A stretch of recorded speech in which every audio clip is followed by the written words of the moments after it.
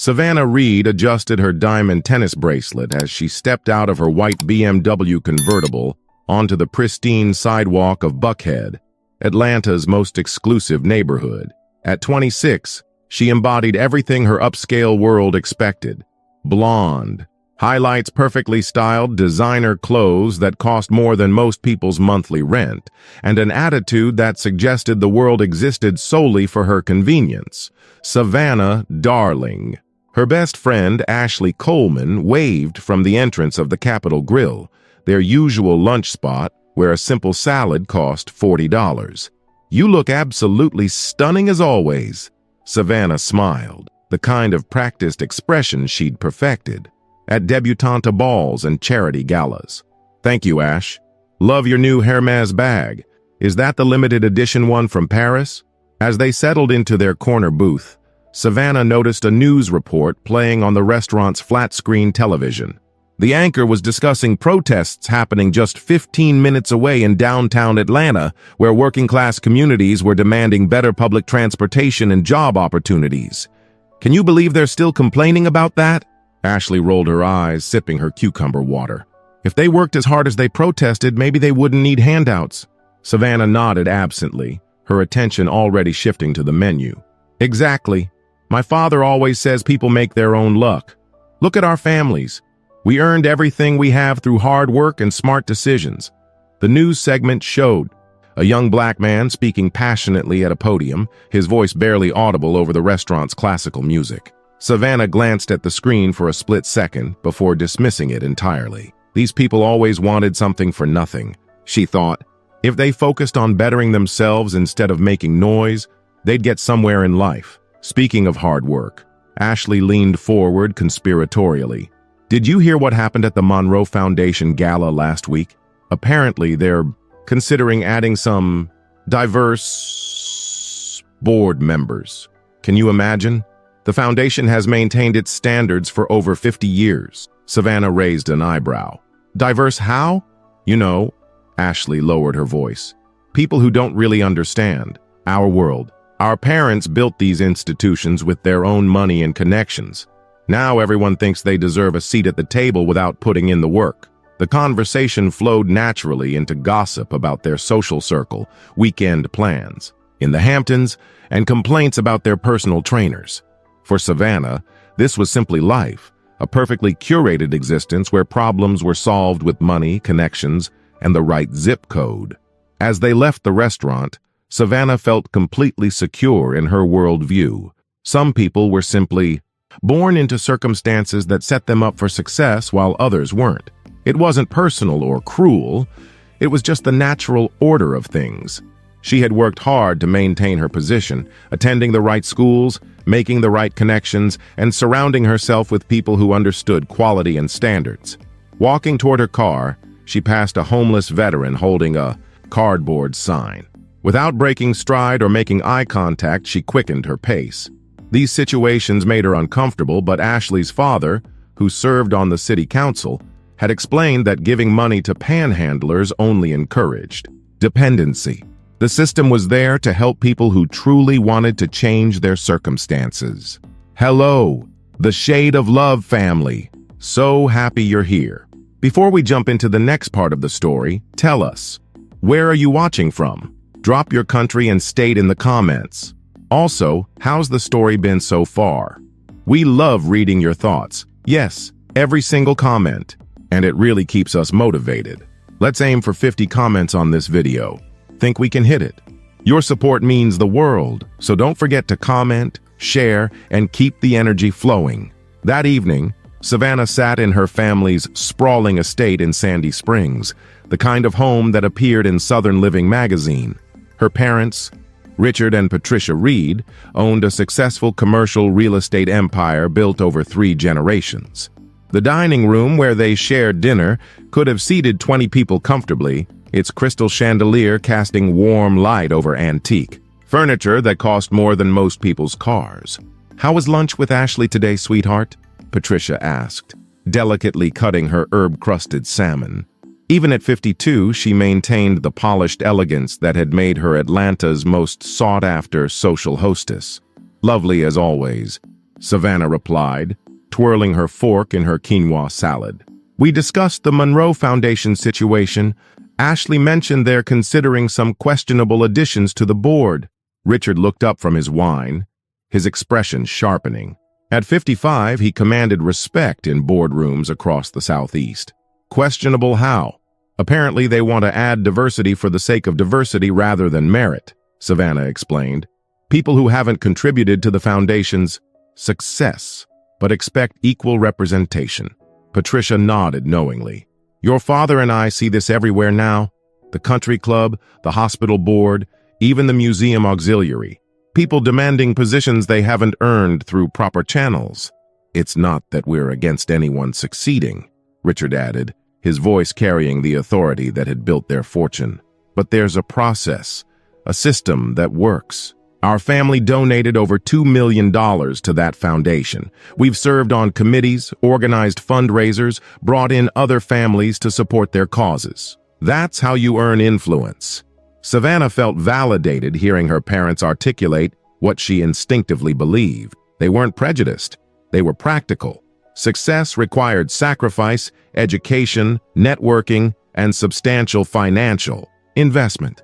Her parents had worked tirelessly to build their legacy, often missing family dinners to close deals or attend business functions. Remember, Patricia continued, when your grandmother started the Women's Auxiliary at Piedmont Hospital, she spent 20 years volunteering, learning every aspect of hospital operations before anyone considered her for leadership. That's earning your place. Exactly, Richard agreed. People today want shortcuts.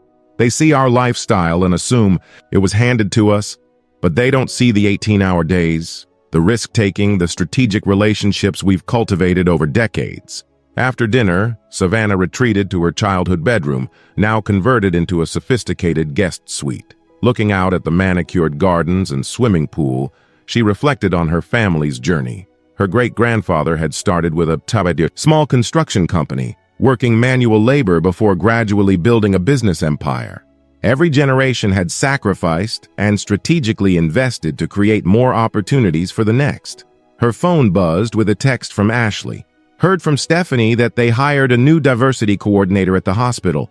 Apparently she's demanding they examine their hiring practices. As if Piedmont doesn't have the best reputation in the state. Savannah typed back, "That's exactly what Daddy was talking about.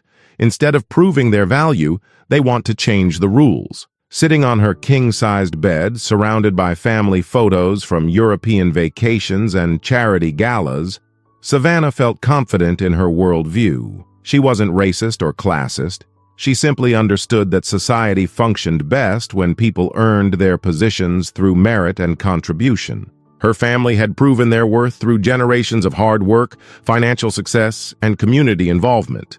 The protesters on today's news didn't understand this system. They wanted immediate results without putting in the decades of effort. Her family had invested. It wasn't personal animosity.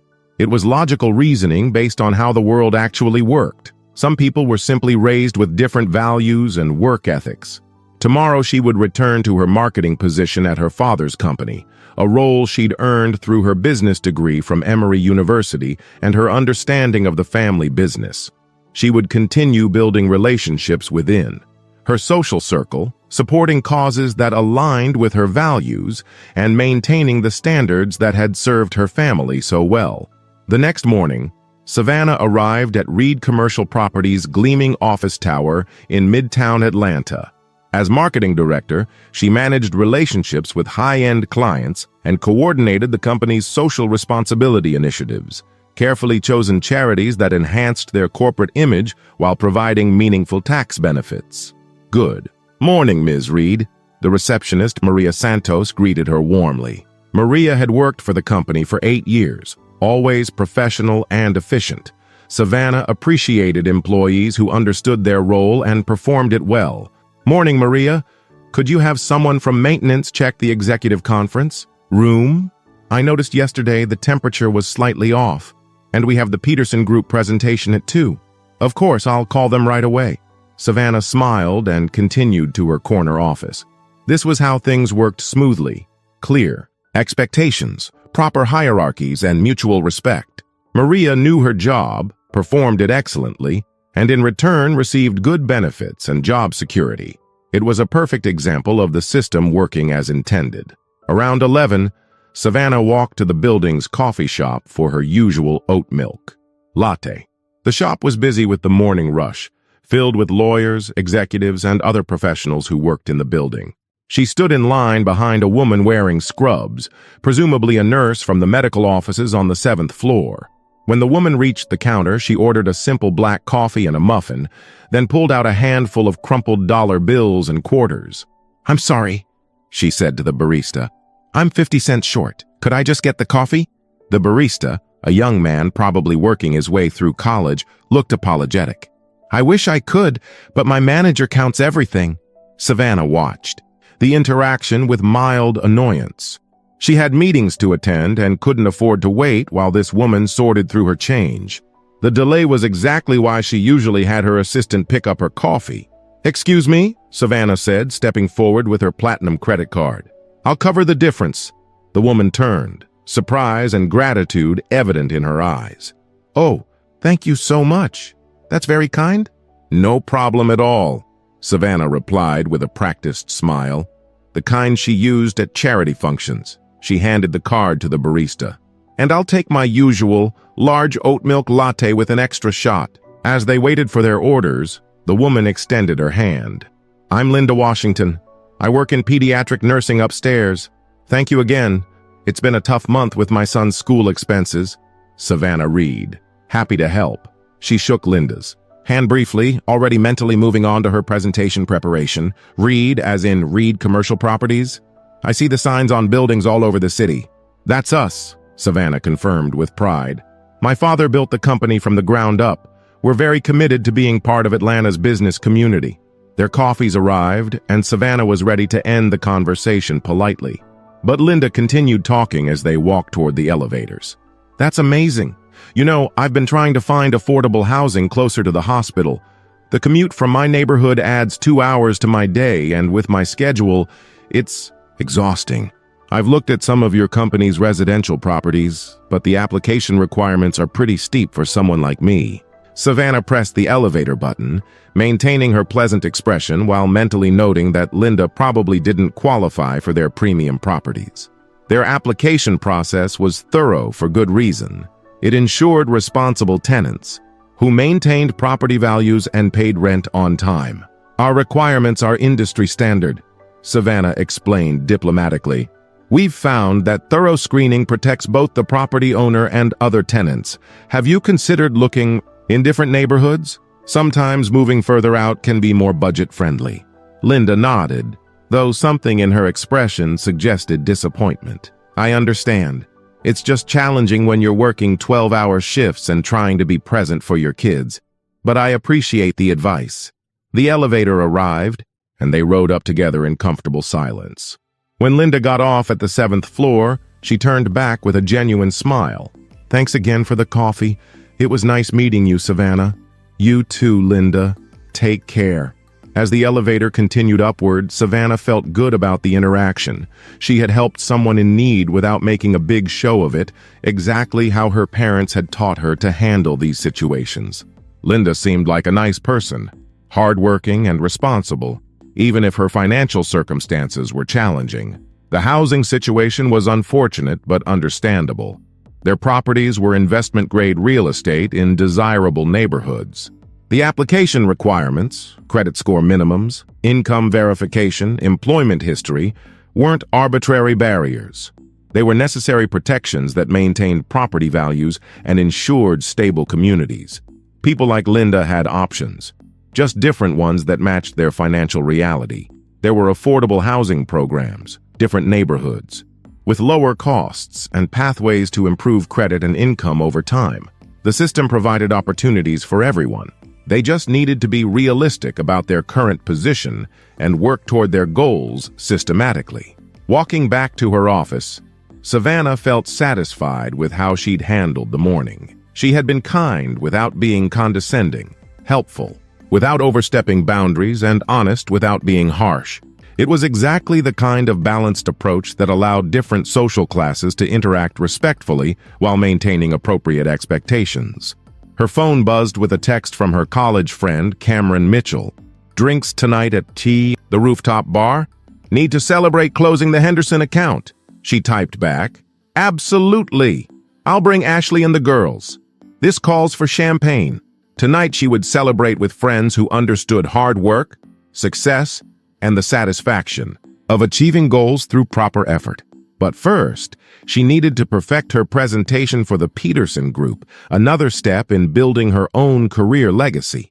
The rooftop bar at the St. Regis Hotel buzzed with Atlanta's young professional crowd. Savannah and her friends had claimed their usual corner table with panoramic city views, champagne glasses catching the golden hour sunlight. Cameron Mitchell, her friend since their Emory University days, was in full celebration mode after landing a major client for his family's investment firm. "To another victory for the good guys." Cameron raised his glass, his bow tie slightly loosened after 2 drinks. "The Henderson account is worth 8 figures annually." "Cheers to that," Ashley laughed, clinking glasses with the group. "Your daddy must be so proud." Savannah smiled, genuinely happy for Cameron's success. Their group represented Atlanta's next generation of business leaders, people who understood the value of hard work, proper connections, and strategic thinking. These were the relationships that would shape the city's future. The bar's atmosphere was perfect. Jazz music, elegant decor, and a clientele that knew how to conduct themselves appropriately in upscale environments. This was Savannah's comfort zone, surrounded by people who shared her values and understood proper social etiquette. Around 9 o'clock, she excused herself to use the restroom, walking through the bar's main seating area. Near the entrance, she noticed a commotion at one of the tables. A tall black man was standing, speaking intensely to someone seated across from him. "I'm telling you, Marcus, the community center funding was cut deliberately," the man said, his voice carrying despite the music. "They approved 3 country club renovations this quarter, but claim they don't have money for after-school programs." Savannah slowed her pace, curious despite herself. The man was probably in his late 20s, dressed in dark jeans and a button-down shirt that looked expensive but not flashy. His presence commanded attention, not through loudness or aggression, but through obvious intelligence and passion. "Darius, man, you can't fight City Hall forever," his friend Marcus replied. "Maybe it's time to work within the system instead of always challenging it." "Work within a system that's designed to exclude us?" Darius Johnson shook his head. 3 generations of my family have tried playing by their rules. My grandfather was a Tuskegee airman, my father built a successful law practice, and I have an MBA from Northwestern. But somehow, we're still not qualified for the same opportunities. Savannah found herself stopped completely now, struck by something in his voice. She expected anger, but heard profound disappointment instead. Frustration? Yes, but also a depth of understanding that surprised her. Marcus stood up, clearly ready to leave. "I hear you, brother, but this fight is wearing you down. Maybe take a break. Focus on your consulting business." "Can't take a break from being black in America, Marcus." As Marcus left, Darius sat back down heavily, staring at his untouched beer. Without fully understanding why, Savannah found herself walking over to his table. "Excuse me?" she said, her voice softer than intended. "I couldn't help overhearing. You mentioned Northwestern. I have friends who went there. Great business school." Darius looked up, his expression shifting to polite wariness. "It is. Thanks. I'm Savannah." She extended her hand, then immediately felt awkward about the gesture. Your conversation sounded interesting. Community centers are important." "Darius." He shook her hand briefly. "And they are important, especially in neighborhoods that have been systematically underinvested in for decades." Something in his tone made her defensive. "Well, I'm sure the city budget has many competing priorities. Infrastructure, public safety, education, all of which affect every neighborhood," Darius interrupted, but not rudely. "The question is which neighborhoods get prioritized when resources are limited." Savannah felt herself bristling slightly. "I'm sure decisions are made based on objective criteria. Population density, usage statistics, maintenance costs. Darius smiled, but there was no humor in it. Objective criteria. Right. He took a sip of his beer, studying her face. Let me guess. You grew up in Buckhead or Sandy Springs, went to private school, probably a sorority at UGA or Emory? Emory, she admitted, surprised by his accuracy. But I don't see what that has to do with city budget allocation. Everything. Darius leaned forward, his intensity focused but not threatening. Those objective criteria were designed by people who grew up exactly like you did. People who've never had to choose between a car repair and their child's school supplies. People who think poverty is a character flaw instead of a systemic issue. That's not fair, Savannah protested. You don't know anything about me or my family.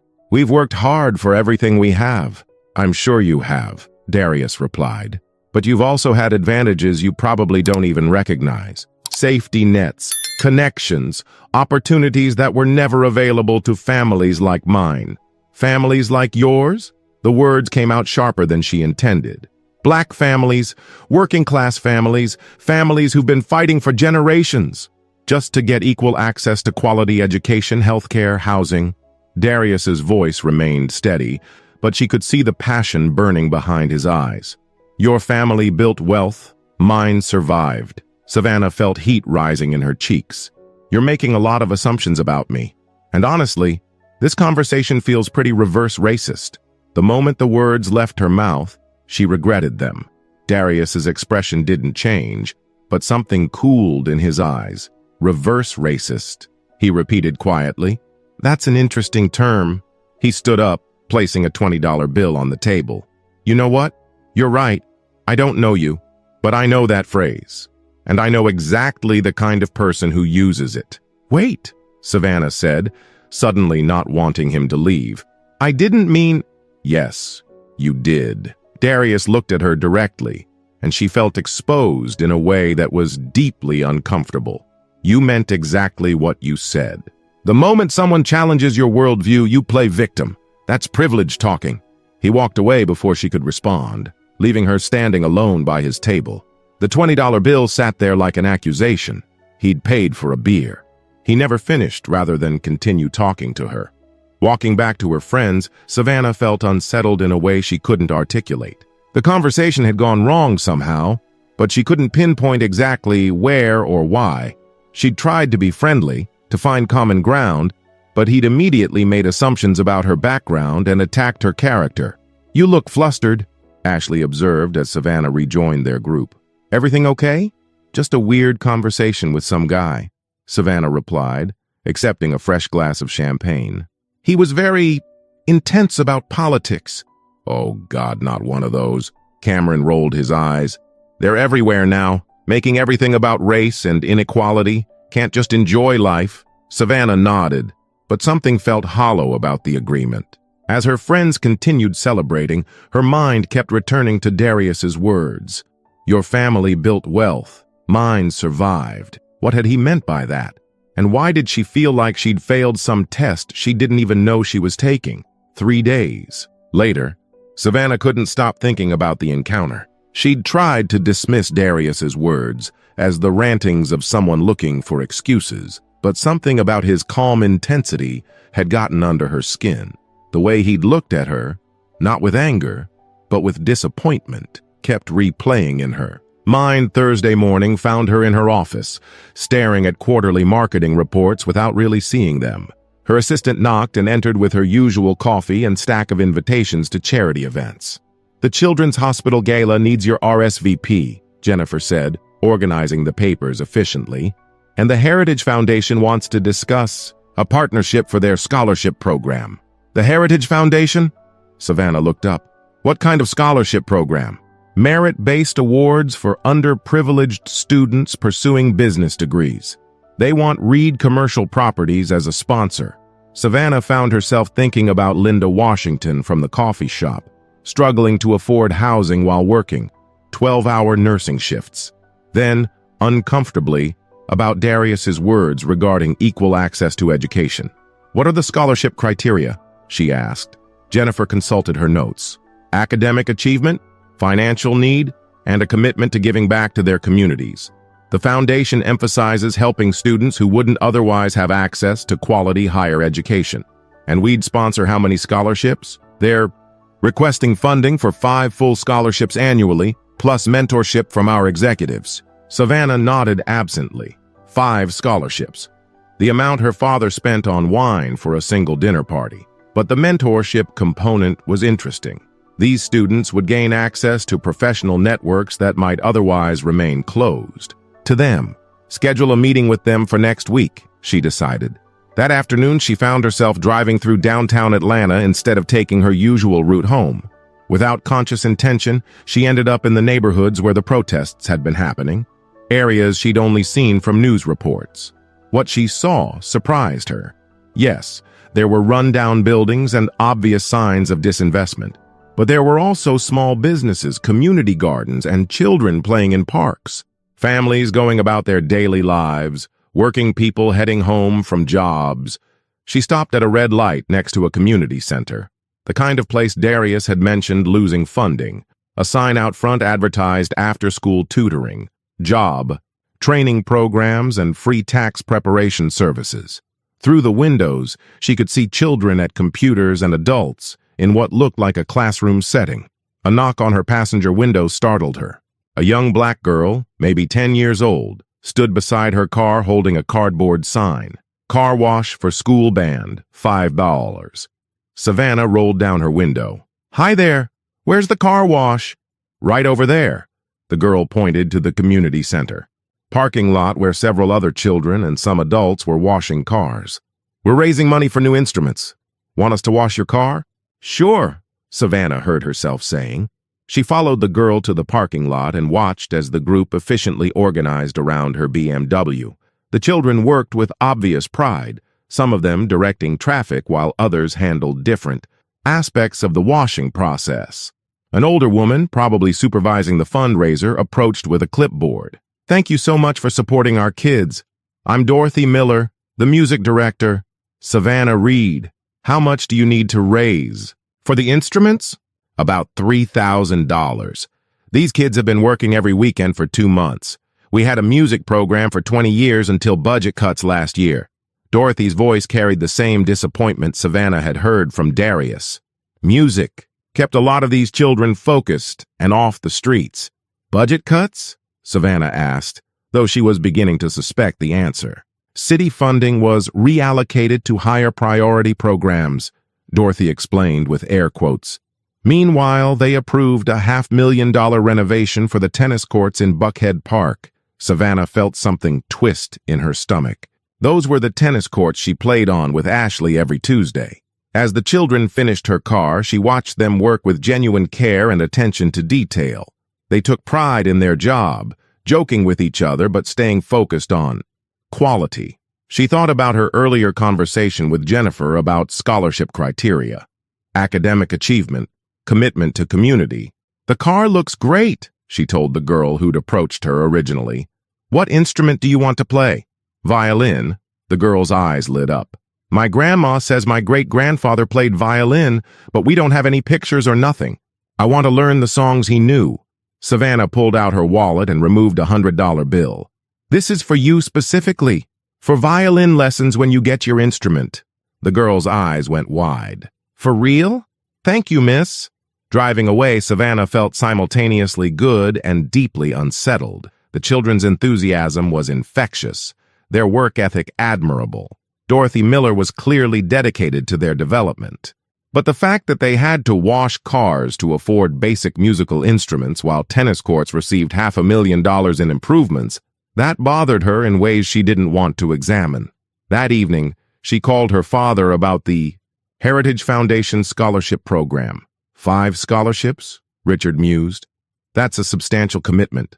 What's the return on investment? Community goodwill, positive press, and potentially identifying talented employees early, Savannah replied, though those weren't the real reasons she wanted to pursue it. "Make sure their selection criteria align with our values," he warned. "We don't want to be associated with social justice crusading. Stick to merit-based awards for students who demonstrate personal responsibility." After hanging up, Savannah sat in her bedroom looking out at the manicured gardens. Personal responsibility. Merit-based awards. The words felt different now, heavier somehow. She thought about the violin girl working weekends to support her school band, about Linda Washington, trying to find affordable housing closer to her nursing job, about Dorothy Miller, watching 20 years of music education disappear due to budget cuts. Were these people not demonstrating personal responsibility? Were their efforts not merit-based? For the first time in her life, Savannah found herself questioning not just individual decisions, but the entire system she'd always trusted. The system that had worked so well for her family, was it possibly designed to work less well for others? The thought was uncomfortable, revolutionary even. But as she remembered Darius's disappointed expression and his words about families who survived versus families who built wealth, she couldn't shake the feeling that she'd been missing something important her entire life, something that might change everything if she let it. Hello, the Shade of Love family. So happy you're here. Before we jump into the next part of the story, tell us, where are you watching from? Drop your country and state in the comments. Also, how's the story been so far? We love reading your thoughts. Yes, every single comment. And it really keeps us motivated. Let's aim for 50 comments on this video. Think we can hit it? Your support means the world, so don't forget to comment, share, and keep the energy flowing. 2 weeks after their confrontation at the rooftop bar, Savannah found herself thinking about Darius Johnson more than she cared to admit. His words had planted seeds of doubt that grew stronger each day, especially after her visit to the community center car wash. She'd found herself researching Northwestern's MBA program, wondering about his background and what had led him to Atlanta. Friday afternoon brought unexpected answers. Savannah was leaving a client meeting in downtown Atlanta when she witnessed something that would reshape her understanding of the man who'd challenged her worldview so forcefully. Heavy rain had caught the city off guard, turning streets into temporary rivers. Savannah hurried toward her covered parking garage, designer heels clicking against wet pavement. That's when she saw the crowd gathering near the MARTA station entrance. "Someone call 911, a voice shouted. "There's been an accident." Curiosity overrode her desire to stay dry. Savannah approached the scene, where a small crowd had formed around someone on the ground. An elderly black man in a maintenance uniform lay crumpled at the bottom of the station stairs, his cleaning cart scattered beside him. He was conscious, but obviously in pain, attempting to sit up despite what appeared to be a serious leg injury. "Don't move him!" another voice called out. "Could be a spinal injury." That's when Savannah saw Darius Johnson kneeling beside the injured man, his business suit soaking in the rain. He spoke in calm, authoritative tones while applying pressure to what looked like a bleeding head wound. "Sir, I need you to stay still for me," Darius said gently. "I know it hurts, but help is coming. What's your name?" "Jerome," the man whispered, his voice shaky. "Jerome Washington." Savannah's breath caught. Washington, the same last name as Linda, the nurse she'd met in the coffee shop. "Jerome, I'm Darius. I'm going to stay right here with you until the paramedics arrive. Can you tell me where you're hurting the most?" "My leg, and my head's pounding something fierce." Darius had somehow produced a clean cloth and was expertly managing the head wound while simultaneously checking Jerome's pulse. His movements were professional, confident, like someone with medical training. "Were you in the military, Jerome?" Darius asked, clearly trying to keep the man conscious and calm. "Navy, 22 years, Jerome managed a weak smile. "Served on 3 different ships." "Outstanding. Thank you for your service." "I was Army myself. Did a tour in Afghanistan before business school." Savannah felt her assumptions shifting. Army, service medical training business school at Northwestern. This wasn't the picture she'd painted of Darius in her mind. A young woman pushed through the crowd, panic evident in her voice. "Daddy! Daddy, are you okay?" It was Linda Washington, still in her nursing scrubs, dropping to her knees beside her. "Father, I got the call at work. What happened?" "Linda." Darius looked up, recognition crossing his face. "Your father slipped on the wet stairs. Possible concussion and definitely a leg injury, but his vitals are stable." "You know each other?" Linda asked, surprised even as she began her own medical assessment of her father. "We've met briefly," Savannah said, stepping forward before she could stop herself. "At the coffee shop in Midtown." Both Linda and Darius looked up at her, surprise evident on their faces. Darius's expression was unreadable, but Linda's showed recognition and warmth. "Savannah, you're the woman who helped me with coffee last week. Thank you again for that kindness." "It was nothing," Savannah replied, feeling suddenly small under Darius's steady gaze.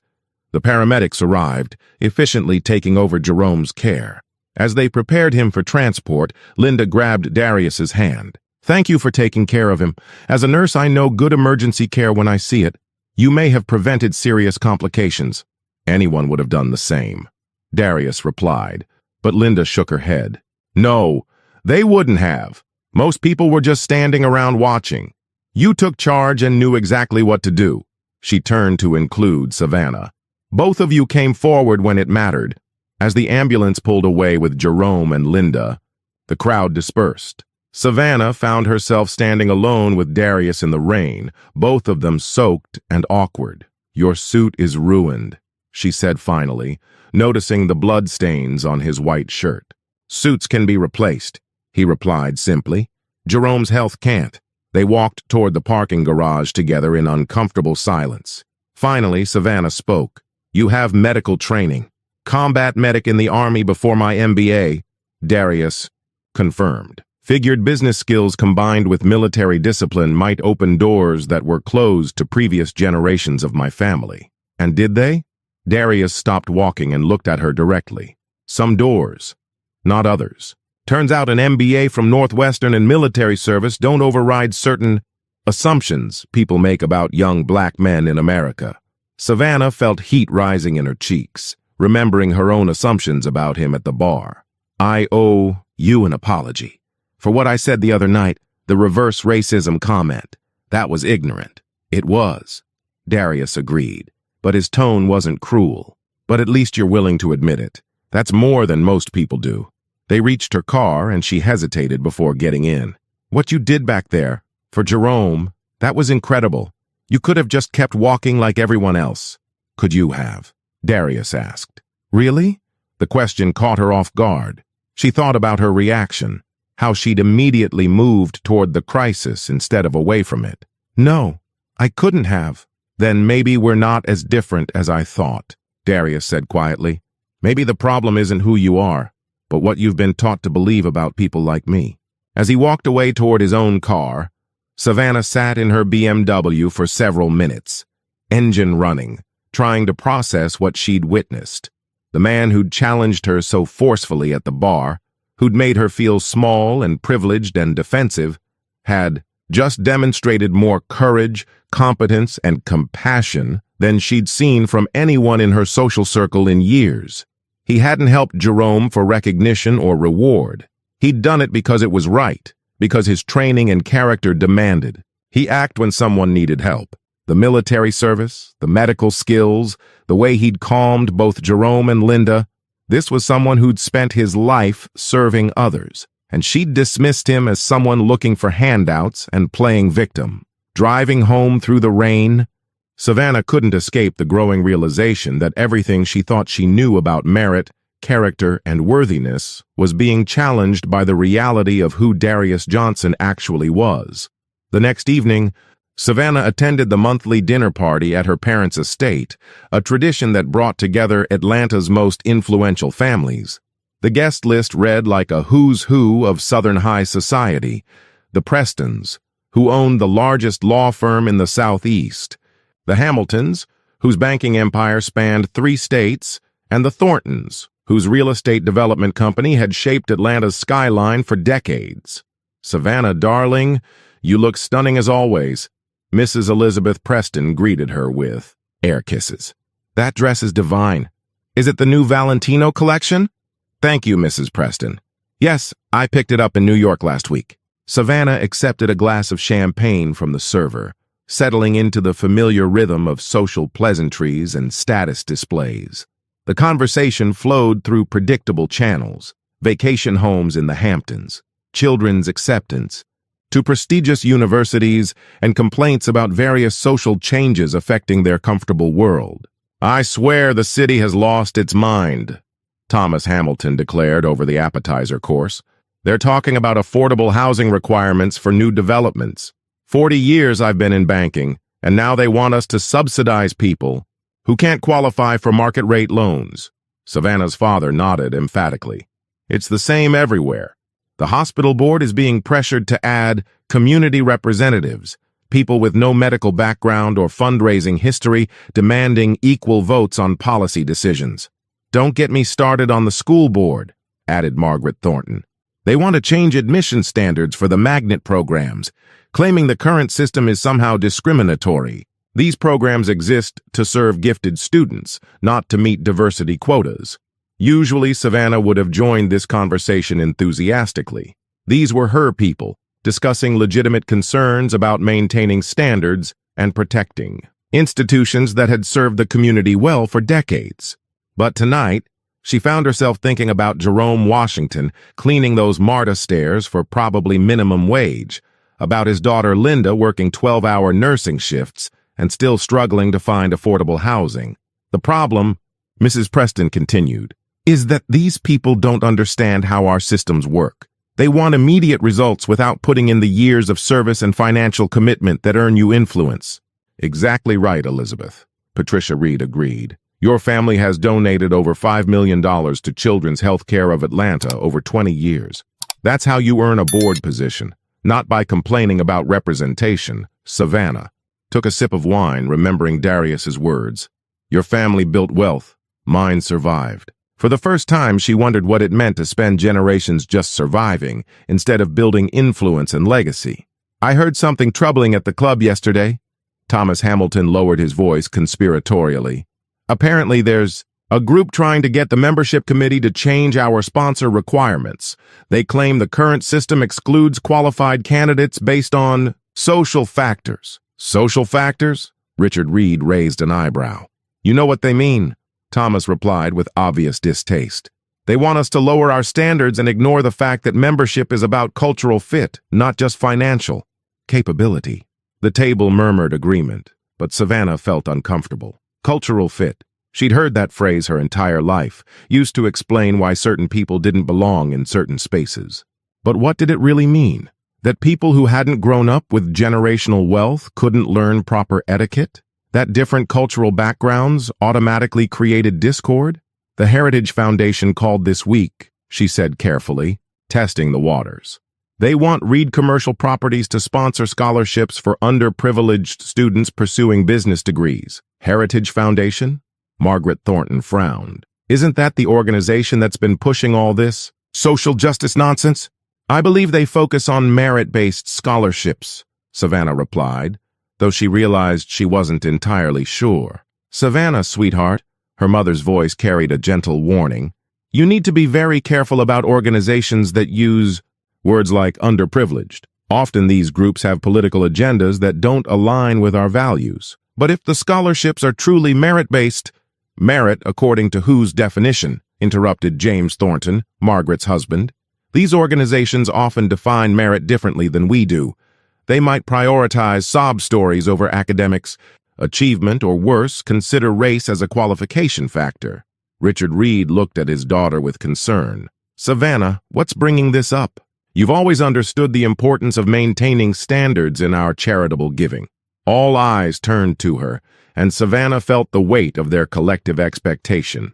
These were people she'd respected her entire life, successful leaders, who'd built thriving businesses and supported countless legitimate charities. They weren't cruel or heartless. They were practical people protecting institutions and standards that had served society well. "I just want to make sure we're considering all qualified candidates," she said finally, aware of how weak it sounded. "Of course we are," her father replied gently.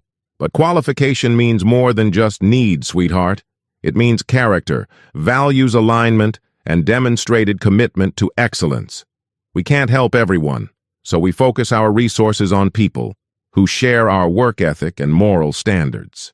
The conversation moved on to safer topics, but Savannah felt isolated in her growing doubts. Around the table sat some of Atlanta's most respected citizens, people who'd built hospitals, funded scholarships, and created thousands of jobs.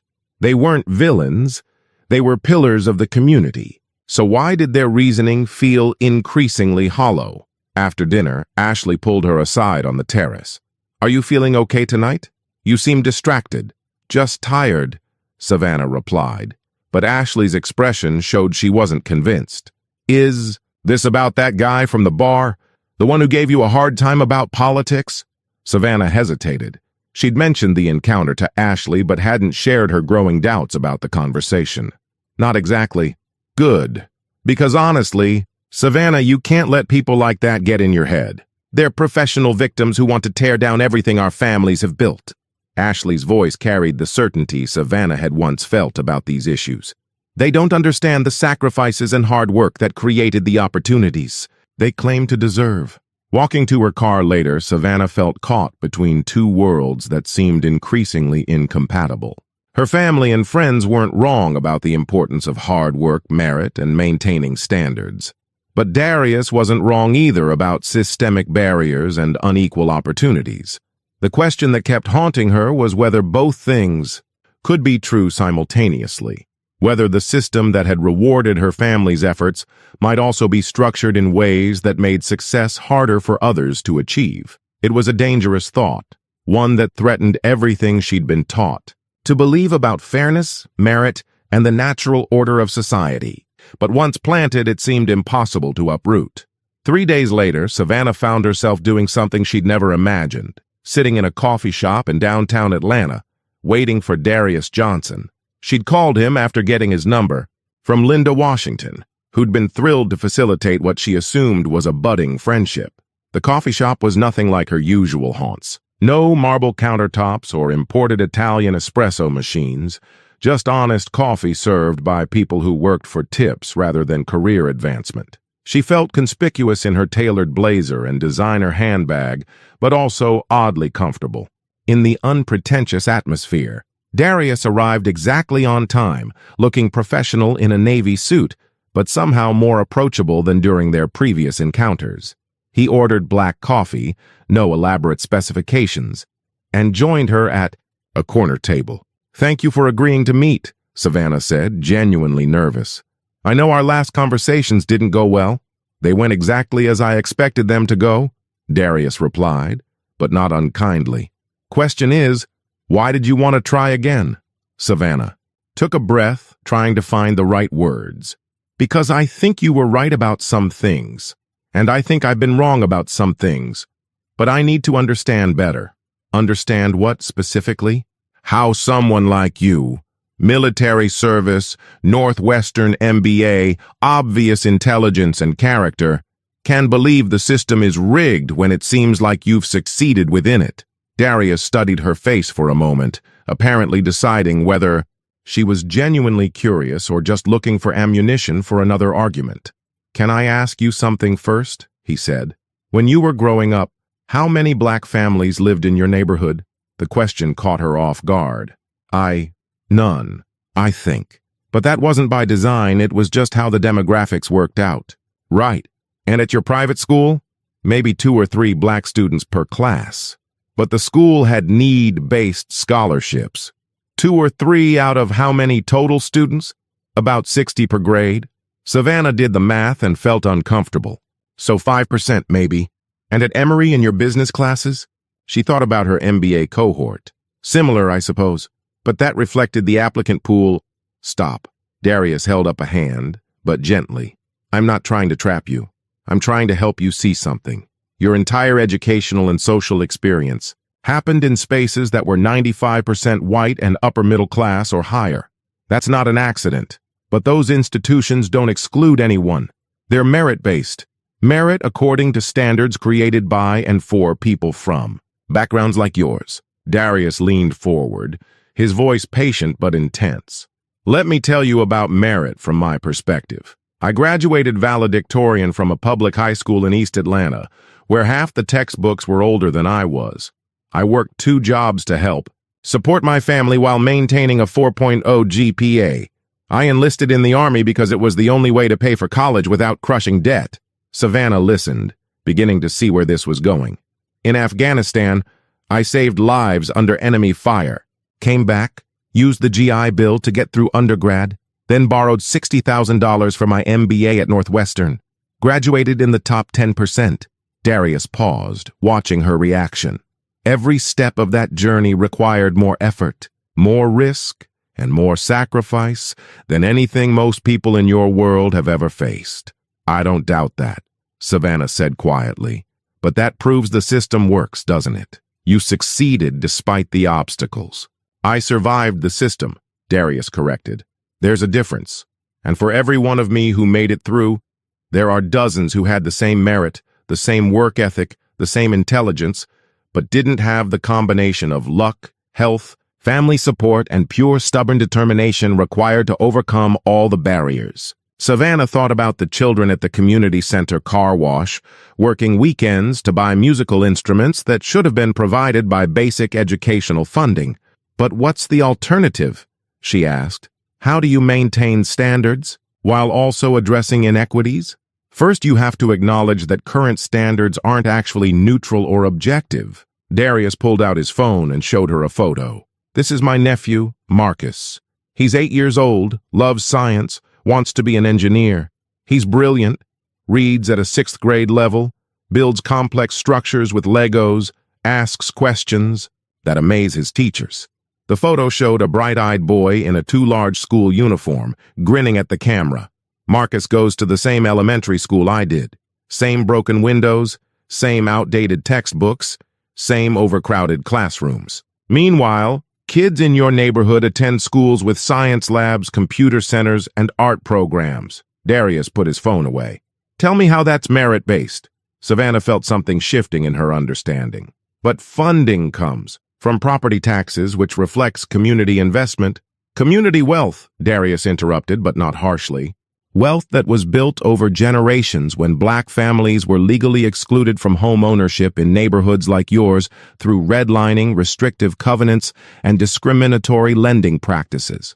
The words hit her like a physical blow. She'd heard these terms before, but never connected them to the reality sitting across from her. My great-grandfather was a sharecropper, Darius continued. My grandfather was the first in our family to own property, a small house he bought in 1965 when banks finally started lending to black families. My father built on that foundation, becoming a successful attorney. I built on his foundation to get where I am today. That sounds like progress, Savannah said, though she sensed she was missing something important. It is progress. Remarkable progress, considering where we started.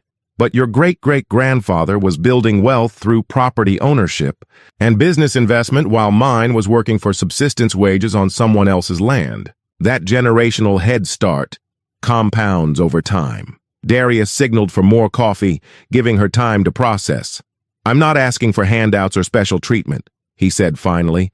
I'm asking for acknowledgement that the playing field was never level to begin with. And that merit has to be measured with that context in mind. Savannah sat quietly for several minutes, pieces of her worldview rearranging themselves in ways that felt both uncomfortable and inevitable. What does that mean practically? She asked. For people like me who want to do better but don't know how? It means listening more than talking. It means questioning systems you benefit from instead of just defending them. It means using your privilege to create opportunities for people who don't have your advantages. The scholarship program, Savannah said suddenly. The Heritage Foundation wants us to sponsor scholarships for underprivileged students. That could be a start, Darius agreed. If it's done right, if it focuses on removing barriers rather than just rewarding the few who manage to overcome them. For the first time in their conversation, Savannah felt hopeful rather than defensive. Would you help me understand how to do it right? Darius smiled, the first genuinely warm expression she'd seen from him. Yeah, I'd like that. 2 weeks later, Savannah stood in the conference room at Reed Commercial Properties, presenting the Heritage Foundation scholarship proposal to her father and the company's board of directors. She'd spent countless hours researching best practices, consulting with Darius, and crafting a program that would genuinely create opportunities rather than just offering token assistance. The program would provide full tuition plus living expenses and mentorship for 5 students annually, she explained, clicking through her presentation slides. Recipients would be selected based on academic potential, community involvement, and financial need, with a focus on first-generation college students. Board member Robert Chen nodded approvingly. The mentorship component is excellent. These students will need guidance navigating professional environments. Exactly, Savannah continued, feeling confident. We'd pair each scholarship recipient with a senior executive from our company or partner organizations. The goal is to provide not just financial support, but access to professional networks and career development opportunities. Her father studied the proposal carefully. The criteria seem reasonable. Academic achievement, community service, demonstrated work ethic. What safeguards do we have to ensure we're selecting students who share our values? Before Savannah could answer, Thomas Hamilton raised a concern. I appreciate the community service aspect, but we need to be careful about the types of activities we value. Some of these students might be involved in activist organizations that don't align with our corporate image. Savannah felt her stomach tighten. Could you be more specific about what concerns you? Well, Thomas exchanged glances with other board members. Students involved in protests, social justice organizations, that sort of thing. We want future business leaders, not agitators. But many forms of community service involve advocating for positive change, Savannah replied carefully. Students who organize food drives, tutor younger children, or work to improve their neighborhoods are demonstrating exactly the kind of leadership qualities we want to foster. Of course, Richard Reed interjected diplomatically. Thomas just means we should prioritize students focused on constructive community building rather than political activism. The distinction felt artificial and troubling to Savannah, especially after her conversations with Darius about systemic barriers. Students fighting for better educational resources or community investment weren't agitators. They were future leaders addressing real problems. I think we should trust the selection committee to identify students with genuine merit and character, she said firmly. The Heritage Foundation has been doing this work for 20 years. They understand how to evaluate applicants fairly. That's exactly what concerns me, Thomas replied. The Heritage Foundation has been influenced by current political trends. They might prioritize diversity over merit. They prioritize both, Savannah shot back, her frustration beginning to show. Merit isn't diminished by diversity, it's enhanced by including talented people from different backgrounds and perspectives. An uncomfortable silence fell over the room. Board members exchanged glances, clearly surprised by Savannah's passionate defense of the program. Her father cleared his throat. Savannah, could we speak privately for a moment? The board members filed out, leaving father and daughter alone in the conference room. Richard Reed's expression was concerned, but not angry. What's gotten into you? He asked gently. This isn't like you to be so emotional about business decisions. Maybe it's time I got emotional about things that matter, Savannah replied, surprising herself with her boldness. Daddy, we have the opportunity to genuinely help deserving young people succeed. Why are we looking for reasons to exclude them instead of embracing that chance? We're not trying to exclude anyone, her father said patiently. We're trying to be responsible stewards of company resources. These scholarships represent a significant financial commitment. We need to ensure they go to students who will reflect well on Reed commercial properties. And you don't think students from working-class backgrounds can reflect well on us? Richard Reed studied his daughter with growing concern. Of course they can, but we need to select carefully based on proven character and shared values. You seem to be suggesting we lower our standards. I'm suggesting our standards might be flawed. Savannah's voice rose despite her efforts to stay calm. What if the reason there are so few people from certain backgrounds in positions of power isn't because they lack merit, but because the system makes it harder for them to demonstrate that merit? Her father sat back, clearly taken aback by her vehemence. Savannah, what's brought this on? Have you been talking to someone? Reading something? The question revealed how foreign her new perspective seemed to him. In his worldview, questioning established systems wasn't something she would do independently. It had to be the result of outside influence. "I've been paying attention, Daddy. Really paying attention for the first time." Savannah took a deep breath, trying to collect her thoughts. "Do you remember Linda Washington, the nurse I helped at the coffee shop? She works 12-hour shifts saving children's lives, but she can't qualify for housing near the hospital because our application requirements are designed for people who don't work shift schedules or have the kind of credit history that comes with generational wealth. That's unfortunate, but her father, Jerome, slipped and fell at the MARTA station while working his second job as a cleaning person. He's 68 years old, a Navy veteran, still working because his pension isn't enough to live on. And you know who stopped to help him? Who provided emergency medical care while everyone else just watched?" Richard Reed waited, sensing this was leading somewhere important. "A young black man named Darius Johnson. Army veteran, Northwestern MBA, runs his own consulting business. He saved Jerome's life, and he did it without thinking about recognition or reward or whether Jerome deserved help. He did it because it was right." "That's commendable," her father said carefully. "But I'm not sure what it has to do with our scholarship program." "It has to do with merit." Savannah's voice cracked with emotion. "Darius has more real character, more actual merit, more genuine leadership ability than half the people in our social circle. But he's spent his entire life having to prove himself in ways we never have, overcome barriers we never faced, demonstrate excellence to a standard we never had to meet." She stood up, pacing to the conference room windows that looked out over downtown Atlanta. "The scholarship recipients won't just reflect well on Reed commercial properties, Daddy. They'll make us better. They'll bring perspectives and insights and solutions to problems we didn't even know existed because we never had to face them." Richard Reed was quiet for a long moment, studying his daughter with new attention. "This Darius Johnson," he said. Finally, "You've been talking to him about these issues?"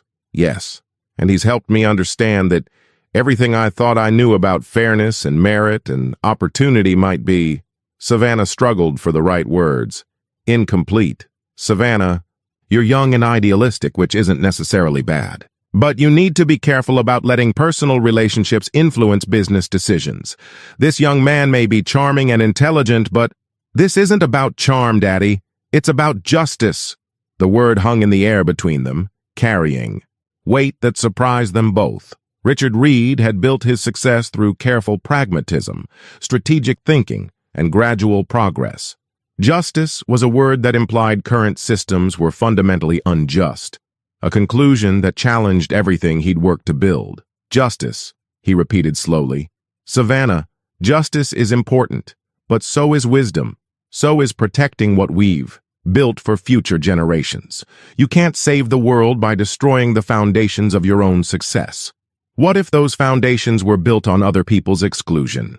The question came out before she could stop it, carrying implications that shocked them both. For the first time in her life, Savannah saw her father look genuinely hurt. "Is that what you think of me? Of our family? That we succeeded by holding other people down?" "No," Savannah said quickly, regretting her words. "That's not what I meant. I meant, what if the system that helped us succeed also made success harder for others? What if we could honor your achievements while also working to make sure everyone has similar opportunities?" Richard Reed stood up, his expression closing off. "I think you need some time to consider what you're really saying, Savannah. This conversation has gotten away from both of us." He walked toward the door, then paused. "The board will meet again next week to finalize the scholarship criteria. I trust you'll approach that meeting with a clearer head and better perspective on our responsibilities to shareholders and stakeholders alike." As the door closed behind him, Savannah sank into her chair, emotionally exhausted. She'd crossed a line she couldn't uncross, challenged beliefs that formed the foundation of her family's identity. There was no going back to the comfortable certainty she'd once felt about her place in the world. But looking out at the city skyline, thinking about Jerome Washington and Linda and the violin girl from the car wash, she realized she didn't want to go back. The truth was messier and more complicated than the simple narrative she'd grown up with, but it was still the truth. Now she had to decide what she was willing to sacrifice to honor it. The following weekend, Savannah made a decision that would have seemed impossible just 2 months earlier. She drove to the community center where she'd witnessed the car wash fundraiser, this time not as an accidental observer but as someone seeking to understand and contribute. Dorothy Miller greeted her with surprised recognition at the center's front desk. "Savannah, what brings you back to our neighborhood?" "I wanted to see more of your programs," Savannah replied honestly, "and to ask how I can help beyond just financial donations." Dorothy's weathered face broke into a genuine smile. "Come on, let me show you around. We're just getting started with Saturday morning activities." The tour revealed a world Savannah had never imagined. In one room, teenagers were learning computer programming from a volunteer who worked in tech. Another space buzzed with elementary school children receiving reading tutoring from high school students. The music room, small but vibrant, echoed, with the sounds of donated instruments being played by eager young hands. "This is where miracles happen," Dorothy explained as they watched a 10-year-old girl practice violin. "These children have the same potential as kids anywhere, but they need extra support to overcome the obstacles in their way." Savannah recognized the violin player, the same girl who'd approached her car during the fundraiser. "How's she doing?" "With her lessons?" "Incredibly well. That $100 you gave her is paying for private instruction with a retired symphony member. She practices here every day after school." Dorothy lowered her voice. "Her great-grandfather really did play violin in juke joints during the 1940s when that was the only venue available to black musicians. She's carrying on a family legacy." In another room, Savannah encountered something that stopped her in her tracks.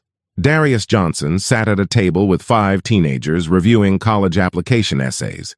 His presence was both unexpected and somehow inevitable. Of course he would be here, volunteering his time and expertise. "I know this process seems overwhelming," he was telling a young woman who looked stressed and exhausted. "But you have something unique to offer colleges.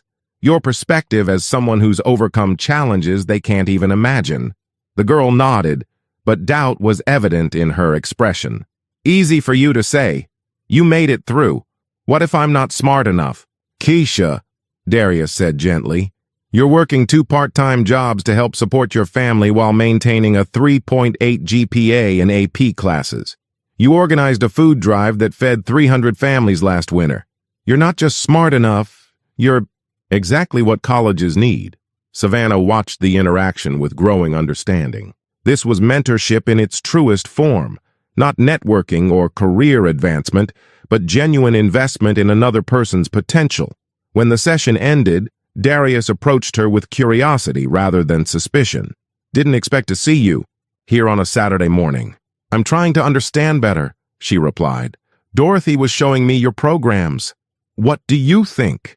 Savannah looked around the bustling center, taking in the energy and hope that filled every room despite the obvious resource constraints. "I think it's remarkable. I also think it's tragic that it's necessary." Meaning, these kids are brilliant. They're hardworking and motivated and full of potential, but they're having to work twice as hard as kids from my neighborhood to get half the opportunities. Savannah felt tears threatening. "That's not their failure. It's ours." Darius studied her face, apparently seeing something that satisfied him. "There's someone I'd like you to meet." He led her to a quiet corner where a woman in her 50s was reviewing financial aid forms with a college-bound senior. The woman looked up as they approached, and Savannah was struck by the intelligence and warmth in her eyes. "Mom," Darius said, "I'd like you to meet Savannah Reed." "Savannah, this is my mother, Dr. Angela Johnson." Savannah's assumptions shifted again. "Doctor, emergency medicine," Angela replied with a handshake that conveyed both strength and gentleness. "I work at Grady Hospital. Darius told me about your scholarship program. It sounds like exactly what these young people need. You heard about that?"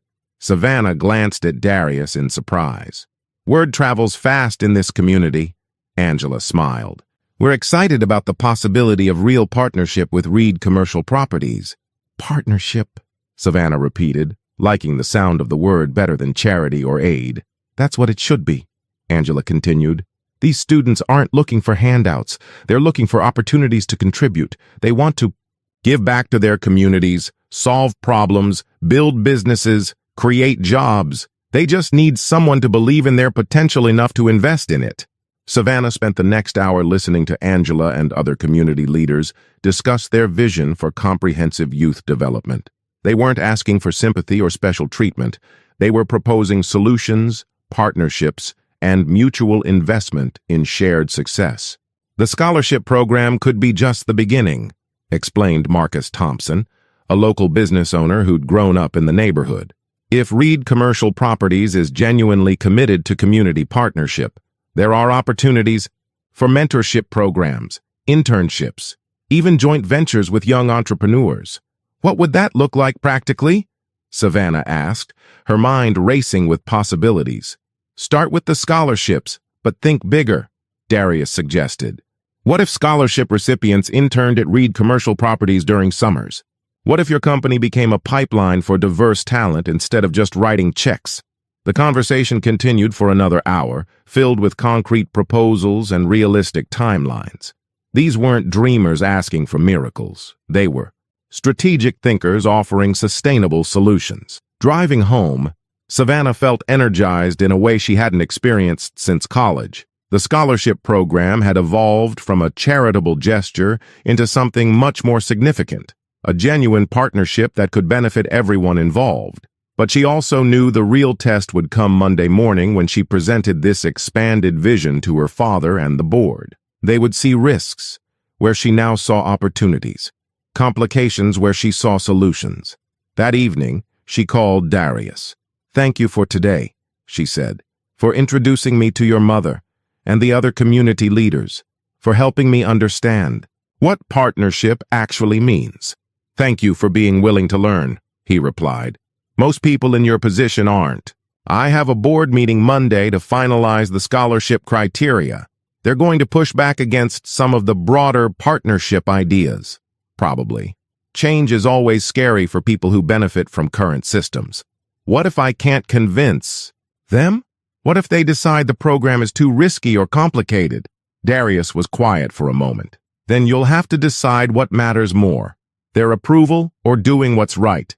After hanging up, Savannah sat in her bedroom looking out at the manicured gardens that had symbolized success her entire life. Tomorrow she would walk into that boardroom with a choice, present a watered-down version of the program that wouldn't challenge anyone, or advocate forcefully for something that could genuinely create change. The decision wasn't really a choice at all.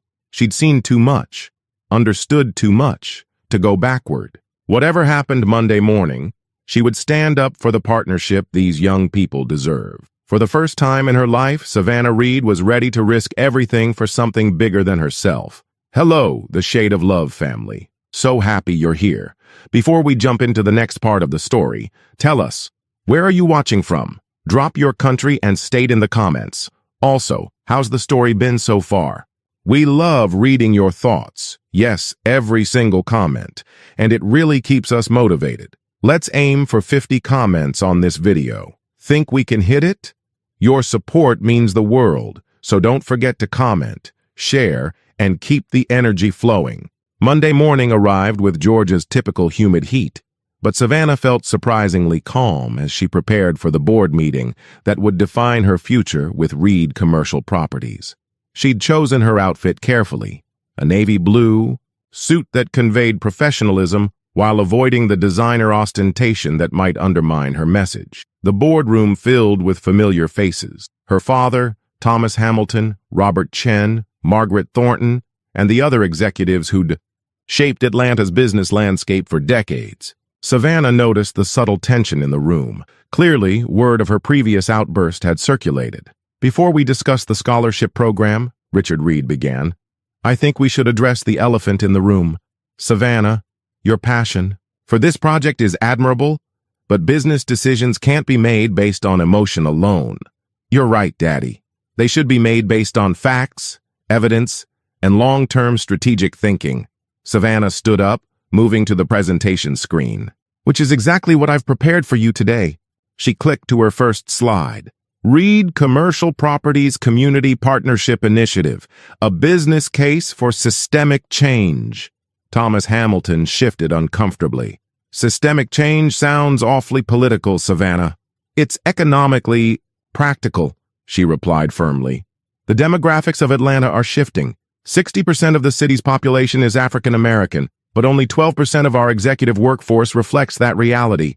We're not just missing talent, we're missing market insights, community connections, and competitive advantages our rivals are beginning to capture. She clicked to the next slide, showing statistics about Atlanta's changing economy. Companies with diverse leadership teams are 35% more likely to outperform their competitors. They're also significantly better at identifying new market opportunities and avoiding costly missteps in community relations. Robert Chen leaned forward, interested despite himself. These are compelling numbers. But how does a scholarship program address workforce diversity? Because it's not just a scholarship program anymore, Savannah replied, clicking to reveal her expanded proposal. It's a comprehensive talent pipeline that benefits Reed Commercial Properties as much as the scholarship recipients.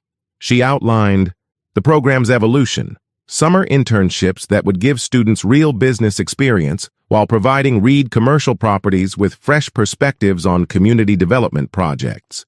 Mentorship programs that would help senior executives understand changing market dynamics. Joint ventures with young entrepreneurs that could open new revenue streams. The scholarship recipients aren't charity cases, Savannah emphasized. They're future business partners, community leaders, and innovative thinkers who can help us navigate Atlanta's changing landscape more effectively than our current approach.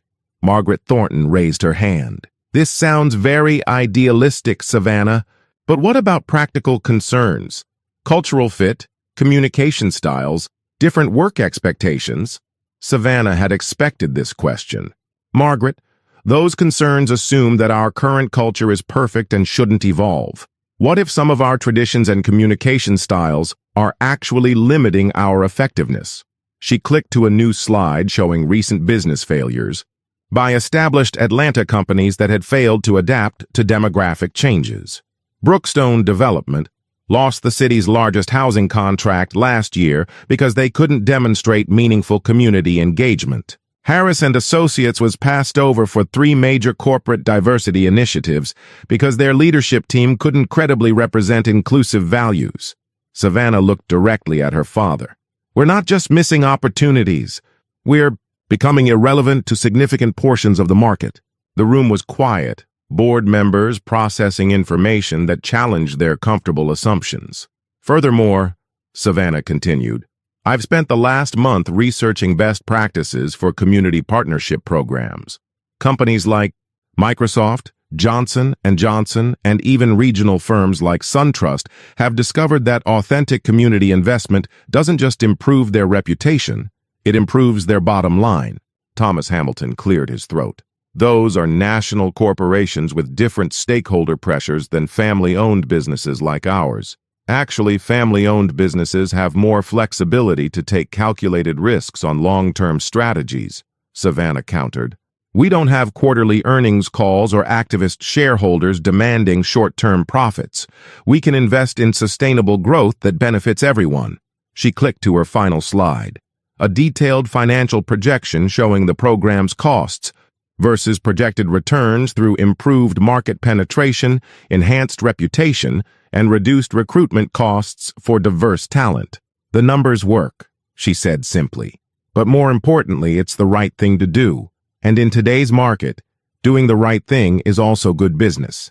Richard Reed studied the projections carefully. These assumptions about market penetration and reputation benefits. How confident are you in them?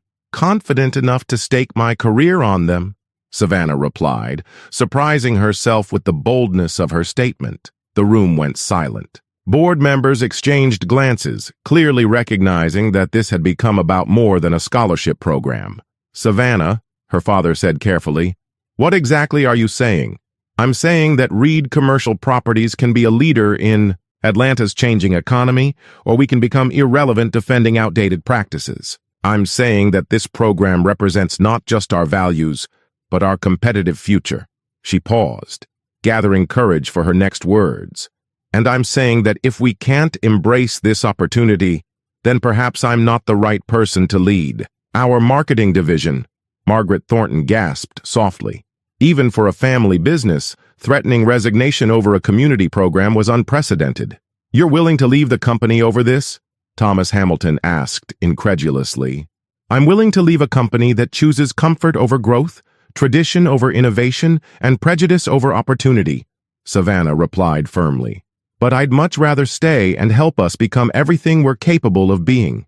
Robert Chen broke the tension. The financial projections are actually quite conservative. If we're only half as successful as these estimates suggest, the program pays for itself within 3 years. And the marketing benefits are significant, added another board member. We've been struggling to differentiate ourselves from competitors, who all offer similar services. Community leadership could be a genuine competitive advantage. Richard Reed looked at his daughter with an expression she couldn't read. Pride, concern, surprise, and something else she'd never seen before. Respect. The board will need time to discuss this privately, he said finally. Savannah, thank you for a very comprehensive presentation. We'll vote and have an answer for you by end of business today. As the board members filed out for their closed session, Savannah remained in the conference room, emotionally drained but oddly peaceful. She'd said everything she needed to say, presented every argument she could muster, and made her position clear. Whatever happened next, she'd stood up for something that mattered more than her own comfort or family expectations.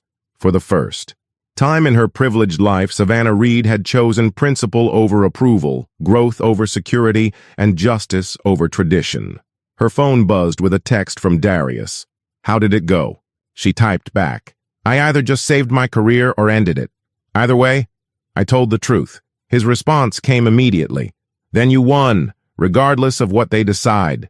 Looking out the conference room window at downtown Atlanta, Savannah realized he was right. She had won something more valuable than approval or even employment. She'd won the right to respect herself, regardless of what anyone else thought about her choices.